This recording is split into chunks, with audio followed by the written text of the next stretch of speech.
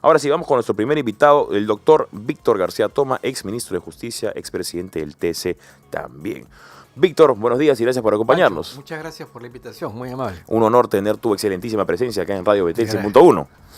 Vamos a hablar un poco de varios temas. Comencemos con APEC, que es lo más importante, ¿no? Me gustaría saber cuál es tu opinión política un poco acerca de estas amenazas que ya vienen siendo propuestas o vienen siendo amenazadas, valga la redundancia, desde semanas atrás. Se conoce que hay un grupo de personas que están buscando aprovechar este momento en el que Perú es el punto del foco internacional para que el público de afuera pueda ver este desequilibrio gubernamental. El derecho a la protesta es un derecho, vamos a llamar, nuevo, es fruto de la conjunción de la libertad de expresión y la libertad de reunión. Y en consecuencia es un atributo de las personas, el de que si tienen alguna queja, un reclamo, algún acto de pugnacidad con el gobierno, lo realicen. El problema es, en primer lugar, el momento, ¿no es cierto? Creo que todos los ciudadanos peruanos deberíamos estar interesados en que APEC sea un éxito desde el punto de vista organizativo, sí, demostrando que somos capaces, digamos, de ser oferentes en un evento en el que vienen representantes de 21 países, de economías muy importantes, y en segundo lugar, los resultados o los frutos de eso. En segundo lugar, en consecuencia, si hay alguna protesta que realizar, lo lógico, lo normal, lo patriótico, lo cívico, sería hacerlo después, sí, para no afectar.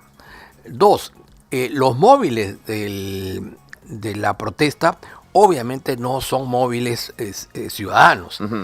Hay una entraña aquí de una izquierda gangsteril que utiliza, digamos, este tipo de procedimientos para generar la debilidad de los gobiernos, polarizar, sí, para que en los procesos electorales tengamos que escoger entre las tendencias pues más radicales. Y ahí es en donde ellos tienen un espacio. Si no es el fascismo, es el comunismo, con lo cual corrompen la democracia. Y tú hablabas, Pancho, de un resumen de las noticias de esta semana. Ollanta Humala partió con las banderas de un nacionalismo de izquierda y miren a dónde ha llegado. Pedro Castillo. Lo mismo. No, lo mismo. La señora Villarán. Y Vizcarra, que jugaba con los caviares. Entonces, sí, los últimos 20 o 25 años de gobierno en el Perú, que en buena parte han estado en manos de este sector, sí, mire el país de miseria que ha dejado desde el punto de vista, digamos, gubernamental, ¿no? Pero han sido muy astutos porque han convencido a mucha parte de la población de que estos últimos 25 años han sido gobiernos neoliberales del Perú y que efectivamente los caviares no han sido parte del gobierno, no han tenido poder. ¿Cómo han logrado estas personas esconderse a plena luz del día? Pero, Pancho, se reciclan porque primero estás hablando de la CGTP y todavía de los viejos luchadores. Vienen desde la época de la dictadura de Velasco, ¿no es cierto? Los que ya por edad no han podido reciclarse, pero han dejado una prole, ¿no? Sí. Entonces, son personas camaleónicas, es decir, sacian, digamos, sus intereses personales utilizando un lenguaje radical en estos gobiernos, sí, luego los abandonan, toman distancia con ellos y se suben a otro coche. Hay una frase muy conocida del comediante de hace más de 100 años, Groucho Marx, que decía: estos son mis principios y si no te gustan tengo otros, ¿no? Es un poco lo que define a los caviares. Exacto. Entonces, en realidad, están detrás del presupuesto público con las mismas ideas que las cambian, digamos, las barnizan, pero son las mismas ideas que, digamos, tienen resultados como el caso de Petroperú. Sí. Petroperú es obra de la izquierda. Y ha vuelto ahora el ya cuestionado exministro de Energía y Minas, el señor Oscar Vera, ¿no? Oscar Vera, sí. Oscar Vera, sí. ¿Cómo podemos permitir eso ahí? O sea, ¿cómo es posible que Petroperú... Narváez y Vera, porque Narváez también, el que es el presidente, sí, también ha formado parte de esa empresa. ¿Cómo es posible que ante los ojos del Perú se puedan salir con la suya? Sabemos que hay estos cuestionamientos, sabemos que cuando el señor era ministro estaba de licencia en Petroperú. ¿Cómo es que los peruanos podemos permitir que evidentemente haya una confabulación para que Petroperú tenga una continuidad, que tenga un oxígeno, que hasta ahora no vemos resultados? Hay una cosa que resulta claramente criticable en este gobierno.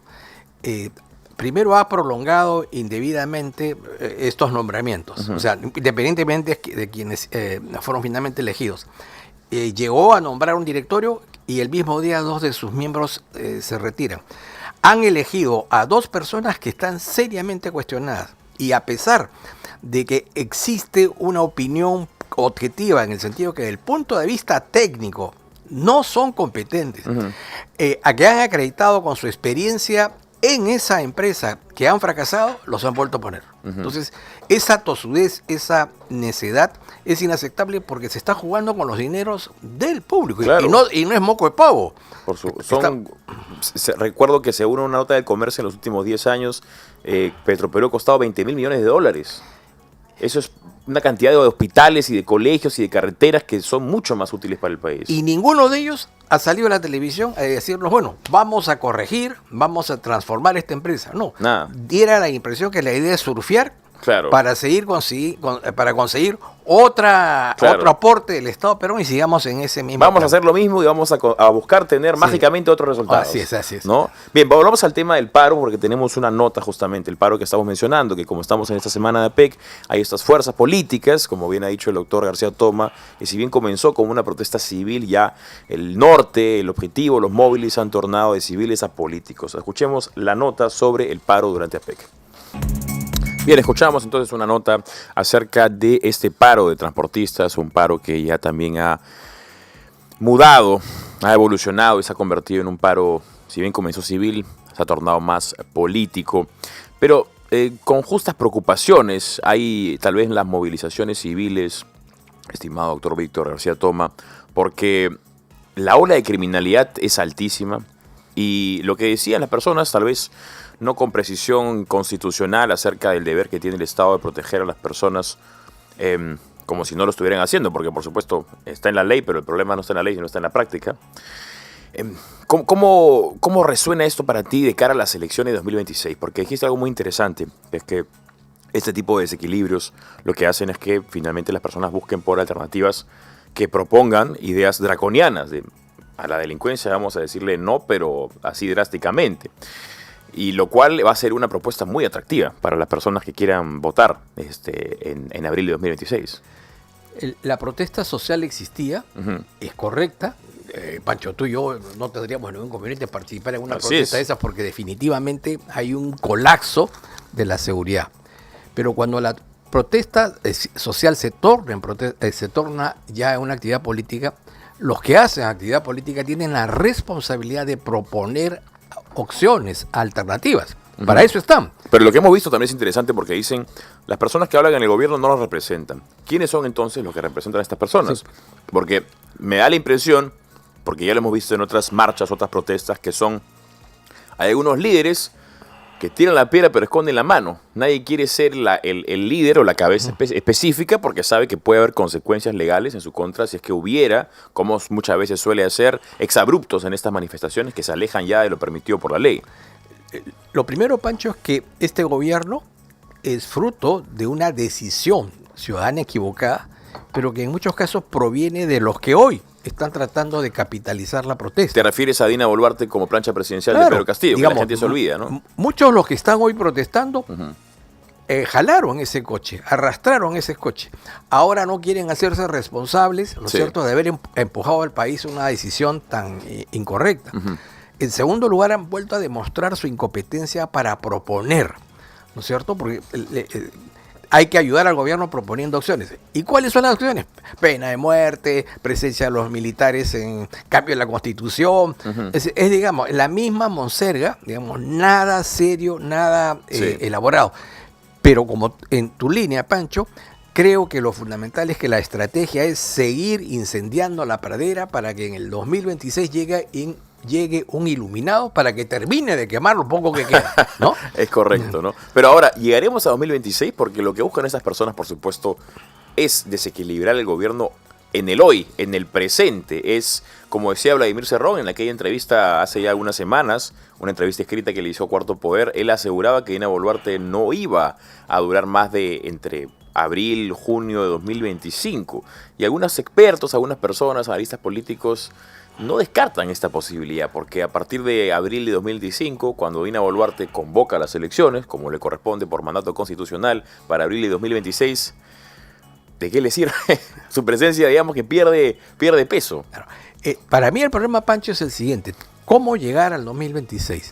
Y es, primero, distender la polarización y que haya un proceso electoral de ideas, de debates, de propuestas, con partidos que sean responsables, digamos, en la presentación de sus cuadros para los cargos de representación política, que los ciudadanos seamos digamos, mucho más avispados al momento de elegir, y que evitemos que el país tenga que elegir entre dos populismos extremos, ¿no es cierto?, que finalmente nos van que va a ser la continuación de una guerra entre peruanos. Entonces hay que recobrar la serenidad y tener un norte claro sobre algunas ideas que son básicas. Nuestro sistema económico, con algunos arreglos, está funcionando.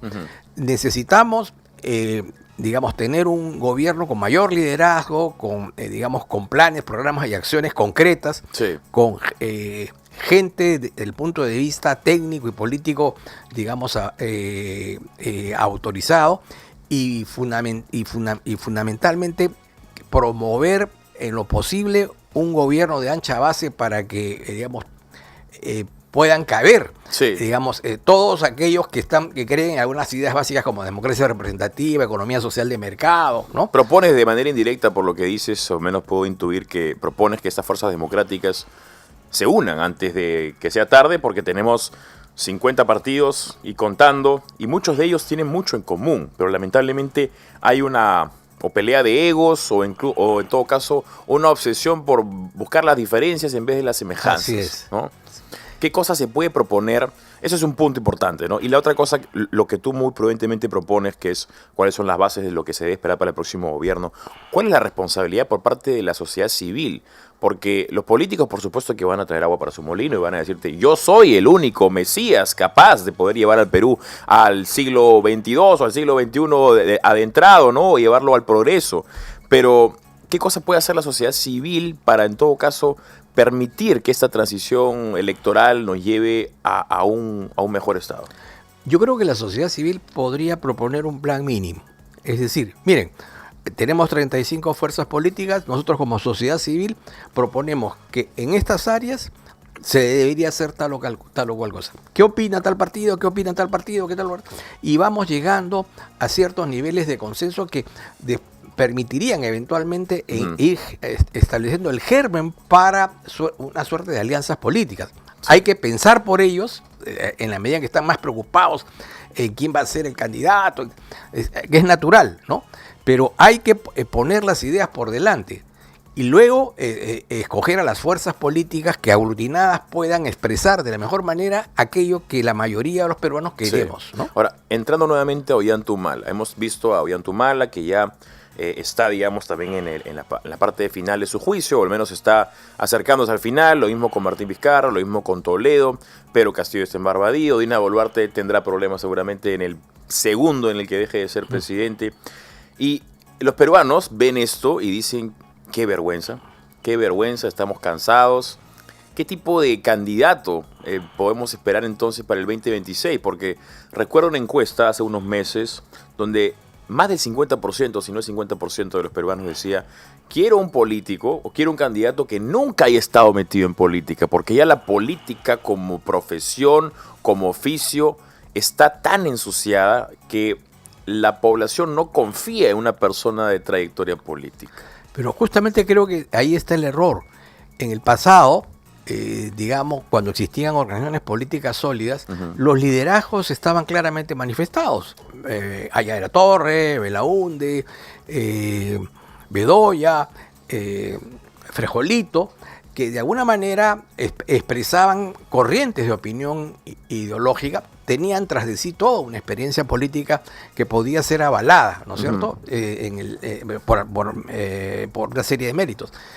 Eso colapsó con el fujimorismo y a partir de ese momento empezaron a emerger los partidos kiosco, los vientres de alquiler y digamos, esta expectativa de quién es el nuevo, claro, ¿no es cierto?, el Mesías, ¿no es cierto?